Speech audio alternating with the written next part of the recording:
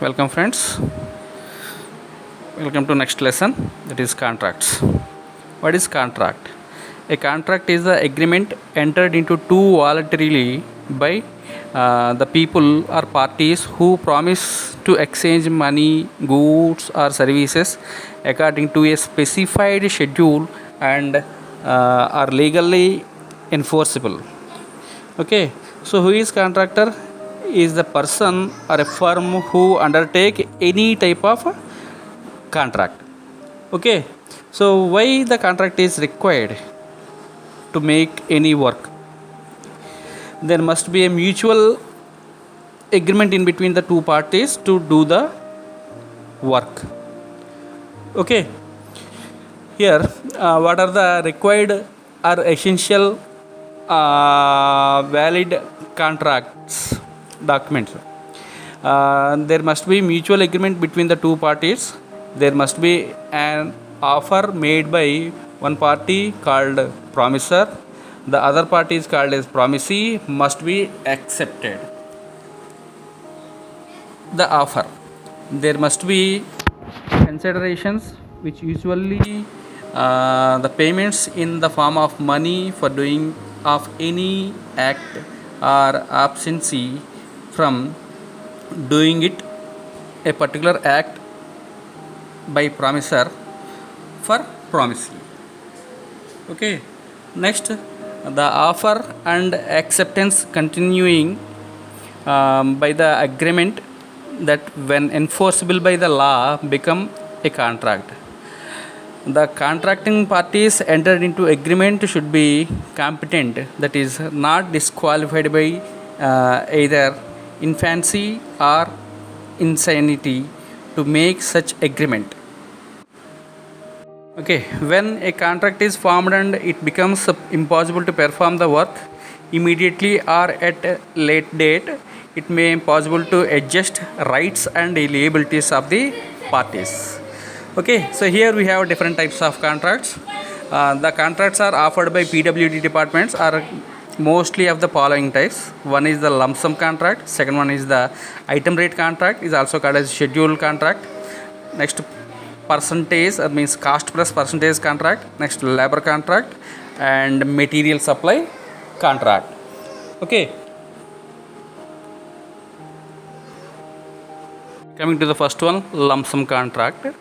In this type of contract, the contractor made or undertakes the construction work or the execution of the specified work and complete it in all respects for a fixed amount of the money. Okay, detailed specifications of the items of work, detailed drawings, plans, etc. are supplied by the department to the contractor. The contractor, on the basis of given details, work out the total cost of the construction and quotes in lump sum. The design, shape and the materials are as per the choice of the contractor, but they have to be got approved before the start of the work. Okay, here some advantages are there. The final price is known by the owner before the work is commences. The contractor has more incentives to reduce his cost to increase the profit. When the level of risk is low and quantifiable, okay, and when the client does not wish to be involved in arrangements for his project, when the limit variations is needed. Okay, so these are the some advantages. Coming to the disadvantages, the owner tries to get the maximum work out of the money he spends, whereas the contractor tries to get the maximum profit. So this causes conflicting the interests to become very difficult to adjust the addition and alterations in the plan and the specifications at the later stage. Next one, if the plan and specifications are not clear, the contractor will quote higher rates, resulting in higher cost of the work. Next, competent contractor may decide not to be bid to avoid high risk lump sum contract. Okay, these are the disadvantages. Item rate contract is also called as unit price. In this type of contract, the contractor undertakes the work on the item rate basis. The payment is done on the basis of quantities of the item done, and payments are made on the basis of their respective rates. The quantities of various items are worked out by detailed measurements. This type of contract is also known as unit price contract. The approximate quantities of all possible items of work are worked out and are known in the tender form. Every contractor quotes his rates against each item or arrives at the final total amount of the work. This is the most common type of contract system which is widely adopted. Okay, the advantages are first one, the addition and alterations in the plan and specifications can be easily made at any stage. Second, as the contractor gets the payment against the actual quantities of the item done by him, the method is economical. No possibility for excess payment. Next, as the rate are item wise, the contractor is not worrying regarding the uncertainties in the plan and specifications. Okay, so coming to the disadvantages, the total cost of the work can only be computed after completion of the entire project. In such case, the owner may face financial difficulties if the final cost increases abnormally. Great care shall be taken by the department offers to strictly enforce the specifications during the execution of work to avoid the using substandard materials by the contractor. Okay, the contractor raises price on certain items if the quantity of the items is likely to be increased during the execution of the work, and make corresponding reductions of the prices on the item whose quantity is likely to reduce during the execution. This increases the total cost of the project. These are the disadvantages. One is percentage rate contract system or cost plus percentage. In this type of contract, the contractor agrees to take the work of construction for fixed percentage over the actual cost of the construction. This type of contract is given when no contractor is agreeing to do the work on other type due to uncertainties and fluctuations in the market rates of the material and labor. The department keeps the actual up to date records of the expenditure incurred on the work and pays the fixed percentage as agreed over it to the contractor. The contractor arranges for the labor materials required for completion of the work and maintains proper account of the construction cost. The cost plus percentage contract can be the following types. Okay, here it is. They may fixed percentage contract or cost plus fixed sum, cost plus fixed sum with profit sharing, cost plus variable percentage. Next, labor contract.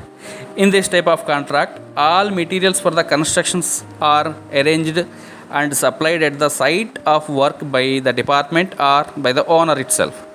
The labor contractor engages the labor and gets the work done according to the specifications. The contractor is one item rate basis for the labor portion only. The contractor is paid for the quantities of the work done on measurement of the different items of work at the stipulated rate as an agreement. Contractor uses his own tools for working. Plants and machineries are arranged by the department or owner. This system of contract is not generally adopted in government works but preferable only for private sectors. Next one, material supply contract. In this form of contract, the contractor have to offer the rates for supply of the required quantity of materials inclusive of all local taxes, carriage and delivery charges of the materials to the specified site within the time fixed in the tender. Okay, so here the selection of the process for the above 5 contract systems based on the quantity and quality of the work, the appropriateness of providing an adequate incentives for effective or efficient performance by the contractor, the ability to introduce changes, the allocation of the risks, the start and completion of date of the project. Next, different types of contract documents. The following documents are included in the contract document. One is the title of the page, that means the name of the work, contract bond number, and etc. etc. Second one, index page, which consisting of content of the agreement with page preferences. Third one, tender notice, which gives a brief description of the work, that is usually 2% of the estimated cost is to be deposited along with the tender.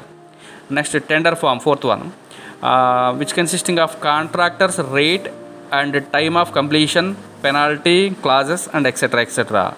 Next, fifth one, bill of quantities, which gives quantities and rates of each item of work and the total cost of the whole work. Next, schedule of issue of materials, giving the list of materials to be issued to the contractor with rates and places of issue. Next, seventh one, general specifications, which specifies the class and type of the work. Next, eighth one, detailed specifications. Here each item of the work and each material to be used in the work to be specified detailedly. Okay. Next, ninth one, last one, that is complete set of drawings like plans, elevations, sections, site plans, and etc. etc. to be provided to the contractor with full dimensions. Next, conditions of contract. Here both parties of construction team should be fully with their right and duties. So while preparing the contract agreement, certain clauses related to the work are laid down, and these will be binding on both parties. The main purpose of the conditions of contract is to avoid disputes and keep the parties as far as possible out of the court of law. Therefore, it is very much important to execute the conditions made by the two parties while execution of the work, before going to execution of the work. Okay, so here the documents should be provided here as follows. One is rate inclusive of the material, labor, etc. Second one, amount of the security money. Third one, time for completion of the work. Fourth one, progress to be maintained. Fifth one, penalty for the bad work. Sixth one, mode of payment. Seventh one, extension of time limit for delay. Eighth one, termination of the contract. And ninth one, compensation to the labor with minimum wages, etc. etc. Thank you.